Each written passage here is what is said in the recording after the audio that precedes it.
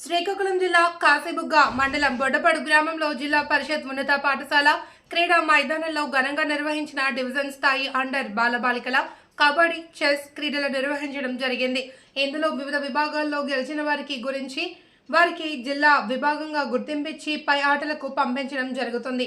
కూటమి ప్రభుత్వం అధికారంలోకి వచ్చిన వెంటనే క్రీడలపై దృష్టి పెట్టి మెరుగైన వారికి మరింతగా ప్రోత్సహించి క్రీడా నైపుణ్యం మెరుగుపరిచారు అని కూటమి ప్రభుత్వం భావిస్తుంది. ఈ కార్యక్రమంలో ఉపాధ్యాయులు, వివిధ హోదాల్లో ఉన్న తెలుగుదేశం పార్టీ నాయకులు, అలాగే గ్రామంలో పెద్దలు, విద్యార్థులు పాల్గొన్నారు. తెలియజేస్తూ నేటి కార్యక్రమానికి సెలక్షన్స్ కి వచ్చారు కాబట్టి ఆల్ ద బెస్ట్ తెలియజేస్తూ, ఒక విషయం, ఎక్కడైనా సరే పాఠశాల అంటే నేర్చుకోవడానికే పాఠశాల ఉంటుంది. అదేవిధంగా నేర్చుకోవడం అనేది విజ్ఞానం ఉంటుంది.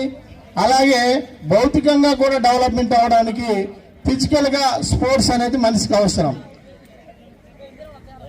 క్రీడలు అనేవి మనిషి జీవితానికి ఉల్లాసాన్ని, ఆనందాన్ని, సంతోషాన్ని ఇస్తాయి.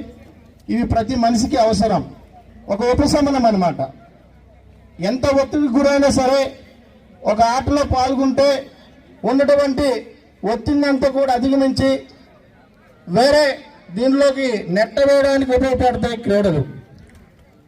అదేవిధంగా క్రీడలు అనేవి ప్రతి మనిషికి అవసరం.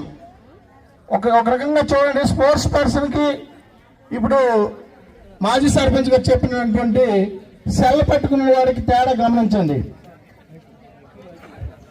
లక్షలు ఖర్చు పెట్టి సెల్ పట్టుకుని ఈ రెండు తమ్ములకి పని చెప్పిన పెడతారు. మైండ్ చూడండి, గ్రౌండ్లో 1 గంట కానీ 2 గంటలు వ్యాయామం చేసినటువంటి పిల్లలతో మేధస్సు చూడండి.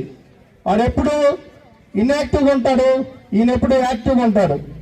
గమనించండి. ఎప్పుడైనా సరే మనలో ఉత్తేజాన్ని పెంపొందించేది క్రీడలు. మరి సెల్లకు బానిస అయిపోయి ఈ ఆటలకు పబ్జీలు అనుకొని ఇప్పుడు ఉద్యోగస్తులు కూడా ఆ బెట్టింగ్, ఆ పబ్జీలకు బలైపోయి సూసైడ్ చేసుకున్నటువంటి పరిస్థితులు కూడా ఈరోజు ఉన్నాయి. కుటుంబాలు ఈ బెట్టింగ్ పాల్పడి ఇబ్బందులు గురవుతున్నారు. దానికి కారణం ఏంటి? ఈ మొబైల్లో ఉన్నటువంటి యాప్లే.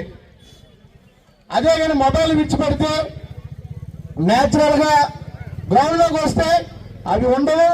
మనిషిలో ఉన్నటువంటి టాలెంట్ కూడా బయటికి ఉద్భవించే అవకాశం ఉంటుంది. ఈరోజు మనకి 2 సెలక్షన్స్, ఒకటి ఫిజికల్, ఒకటి మెంటల్. ఫిజికల్గా కబడ్డీ, మెంటల్గా చెస్. చెస్లో చదరంగం ఆడాలంటే జ్ఞానంతోనే చెస్. ఎత్తుకు పై ఎత్తులు వేయాలంటే తెలివైన వాడు ఉండాలి, సబ్జెక్టులో పట్టు ఉండాలి. అదే కబడ్డీలో భౌతికంగా ఉంటే ఆటోమేటిక్గా గెయిన్ చేయొచ్చు. అంటే రెండు విభాగాలు చాలా మంచి విభాగాలు సెలక్షన్ చేసినందుకు ఈ సెలక్షన్ కమిటీకు, అలాగే ఇంత సంపూర్ణమైన అవకాశం కల్పించినందుకు జిల్లా వ్యాయామోపాధ్యాయ సంఘము వారికి, అలాగే మా స్థానిక పీడీ గారికి ప్రత్యేకమైన అభినందనలు తెలియజేస్తున్నాను. వస్తేనే దాని త్వరగా ఆ ఖర్చుకు అర్థం ఉంటుంది. ఒక రైతు ఈరోజు వరి వేస్తున్నాడంటే దాని అర్థమేంటి? కష్టపడి ఆ ట్రాక్టర్ కానీ, దుక్కు కానీ, ఆ ఎరువులు కానీ ఇవన్నీ వేస్తున్నాడంటే దాని అర్థమేంటి? ప్రతిఫలం కోసమే.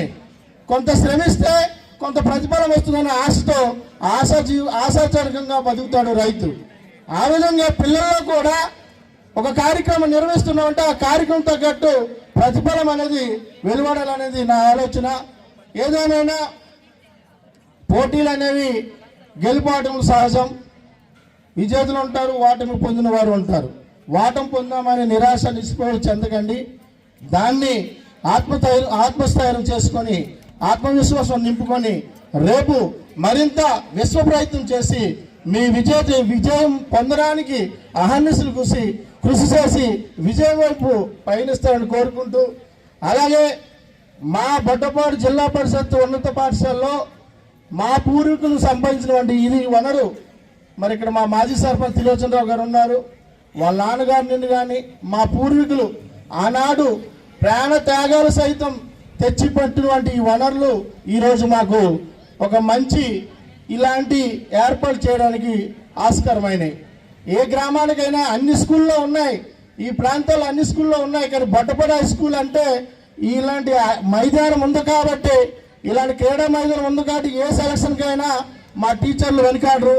వారు వెనకాడకపోయి మా అక్కడ మాట ఇచ్చి వచ్చినా సరే మేము సార్తో పీడీ సార్తో సహా ఏ ఈవెంట్ తెచ్చినా అటు ఎడ్యుకేషన్ పరంగా కానీ ఇటు స్పోర్ట్స్ పరంగా కానీ జిల్లాలో కాదు స్టేట్ మీదలు పెట్టినా సరే మేము సిద్ధమని ఈ సందర్భంగా తెలియజేస్తూ ఇటువంటి సువర్ణ అవకాశాలు క్రీడాకారులంతా కూడా విద్యార్థులు సంపూర్ణంగా సద్వినియోగం చేసుకొని మీ ఉజ్వల భవిష్యత్తులో మంచి ప్రతిభావంతులుగా సాధించి మీకు గురువులుగా ఉన్నటువంటి ఉపాధ్యాయులకు, అలాగే మీకు నమ్ముకుని బతుకుతున్న పేరెంట్స్కు, స్కూల్స్కు, అలాగే విలేజ్కు మంచి పేరు ప్రఖ్యాతులు సాధించబడతారని కోరుకుంటూ ఇంతటి సదావకాశం కల్పించిన సభ అధ్యక్షులకు, వేదికకు మరోసారి హృదయపూర్వక నమస్కారం తెలియజేస్తూ థ్యాంక్ యూ అంటారు.